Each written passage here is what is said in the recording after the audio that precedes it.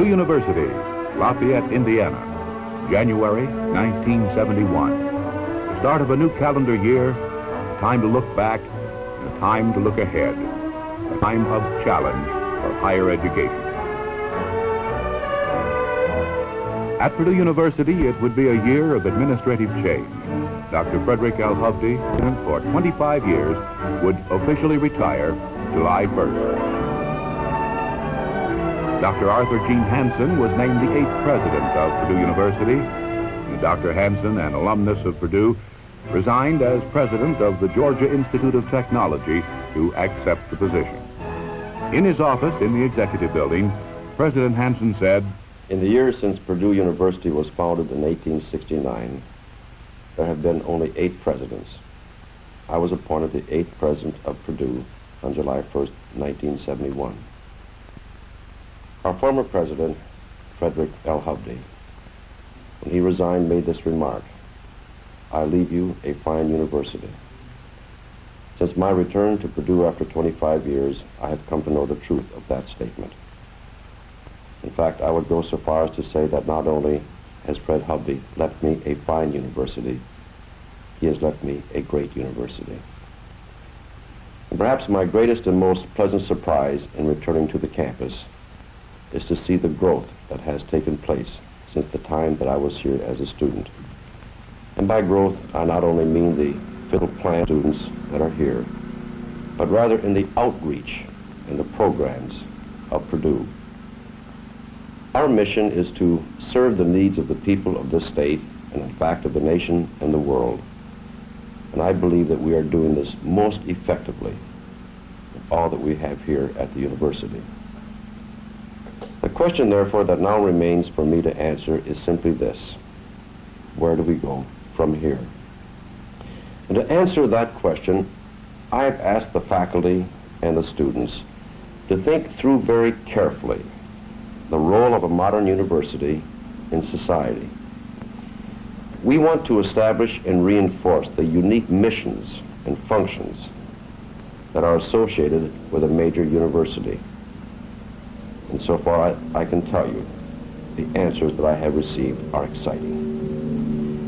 It is my belief that Purdue can take a major lead in higher education in the next 10 years. I believe that it can set patterns and establish goals for other universities as well. But to do this, we will need the support of all those constituencies that are related to the university. By that I mean the alumni, the faculty, the parents, the students, and the public at large. And in the months ahead, I shall ask in very specific ways for that support. For without you, we cannot do the job. I have every hope that the future of Purdue can be as bright as any time in its past history. My task is to make that hope a reality. And to that end, I will pledge to you my very best efforts and my complete commitment. Arthur Hansen was completing his bachelor's degree at Purdue in 1946, the year that Dr. Frederick L. Hovde became president of the university. Nearing Dr. Hovde was honored at a number of large dinners. At the annual Ag Alumni Fish Fry, famous for its pranks, the retiring president was recognized, imitated, serenaded, and kissed. Final official duties for Dr. Hovde included participation in the 1971 commencement.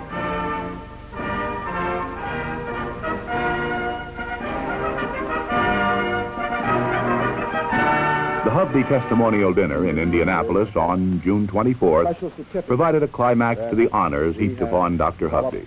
The President of the United States, Richard M. Nixon, in a jovial 10-minute testimonial, presented Dr. Hovde with a certificate of recognition. June 24th, 1971, the White House. The President of the United States of America presents this certificate of recognition to Dr. Frederick Lawson Hovde. As scholar, educator, advisor to government, and for 25 years university president, you have led Purdue with vision and wisdom and contributed with exceptional distinction to the enrichment of American life.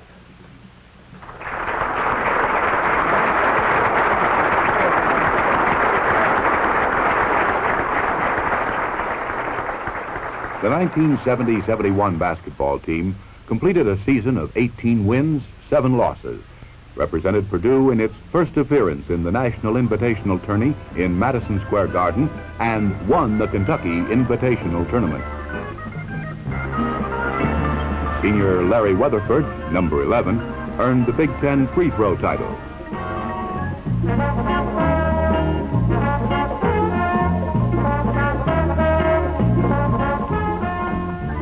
George Faber, number 33, closed his college career by dropping 12 for 12 field goals against Iowa, setting a Big Ten record of 100% for one game.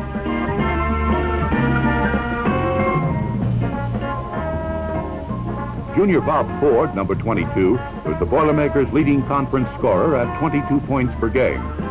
In March, head basketball coach George King Jr. was named athletic director.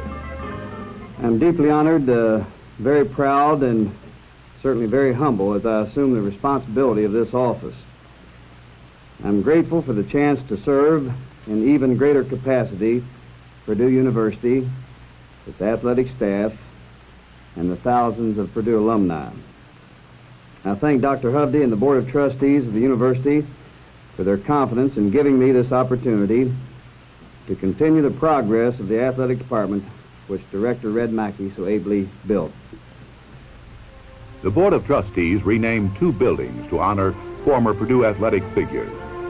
The basketball arena was named Mackey Arena in honor of the late Guy Red Mackey, who served as Purdue football player, coach, and athletic director between 1926 and 1971.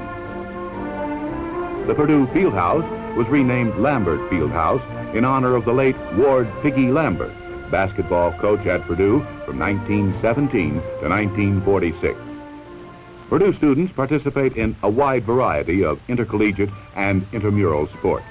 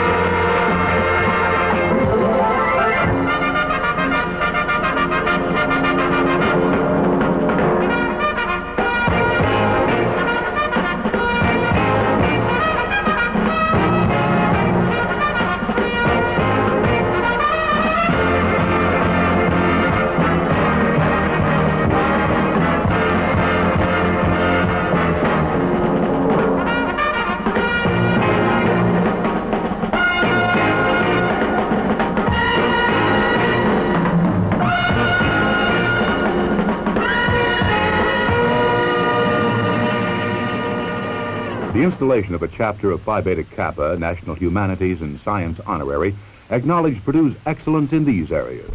National Vice President of Phi Beta Kappa, John Hope Franklin, presided. We are assembled for the purpose of installing a chapter of Phi Beta Kappa in Purdue University.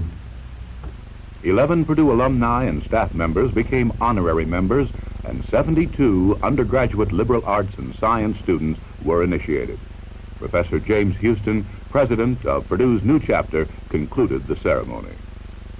By election of the chapter, and by your assent to its pledge, and the placing of your signatures on its book, the Society's requirements for initiation are fully satisfied.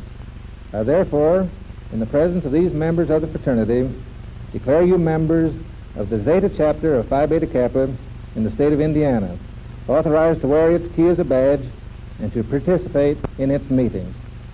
The first Purdue Women's Day was a program of speakers, sessions, and seminars on topics of interest to Purdue graduates. Sponsored by the Purdue Alumni Association, the experimental program may become an annual event for Purdue women graduates. Purdue alumni also returned to campus for Gala Week. Class of 96.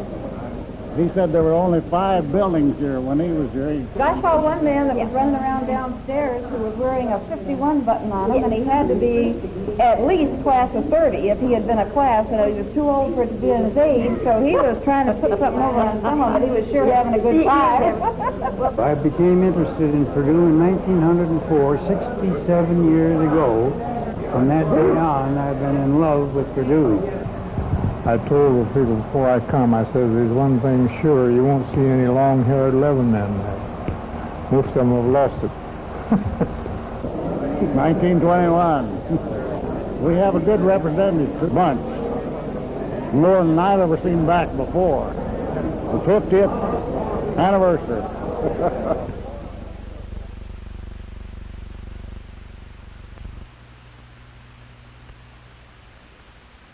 A growing desire on the part of Purdue students to help others resulted in a number of service projects.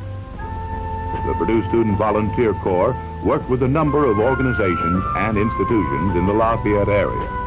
By the end of the year, 350 volunteer student workers had contributed over 50,000 hours of service.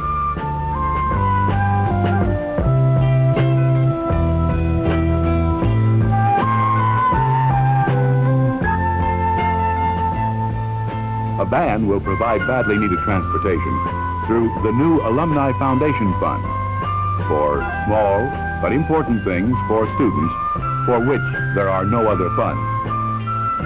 Over 600 volunteer hikers turned out to walk 18 miles to raise funds for the hungry. Earl Butts, later named U.S. Secretary of Agriculture, gave a pre-hike talk.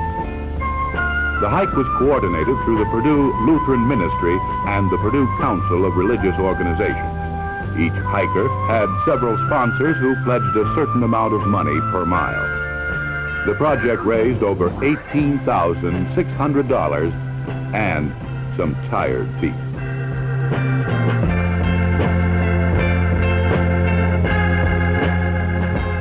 A group of student volunteers planted 3,000 pine seedlings at the gravel pit on the south edge of the campus.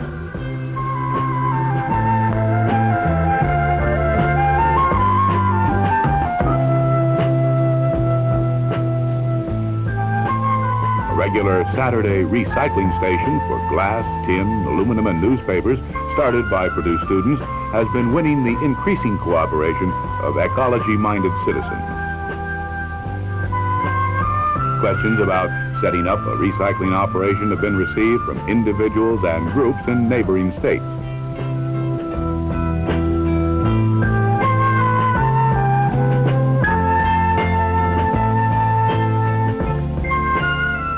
Trash Bash, cleaning the trash from the banks of the Wabash near downtown Lafayette, was a project tackled by another group of student volunteers.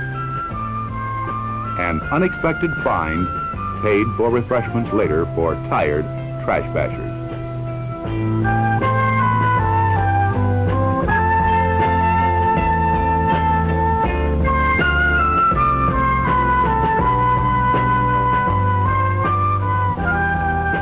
first capital fund drive in 50 years was successfully concluded. Funds will be used for a graduate engineering research center and a new library.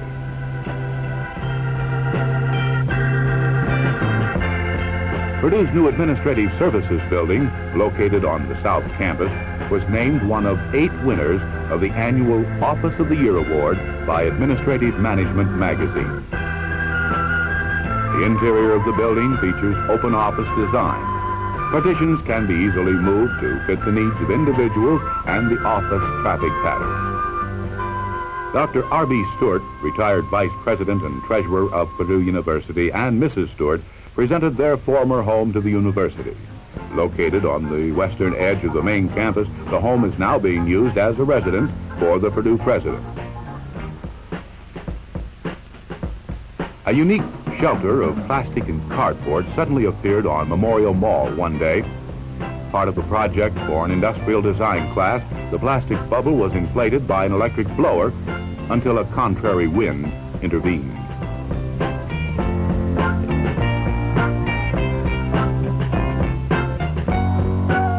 Construction of a canoe made of concrete was an extracurricular activity for some engineering students. The 14-foot craft weighs 125 pounds, nearly double the weight of an aluminum canoe of equal size. As alumni visited the campus for homecoming, they may have noted both similarities and differences with their own college days. Homecoming decorations are less elaborate and fewer in number.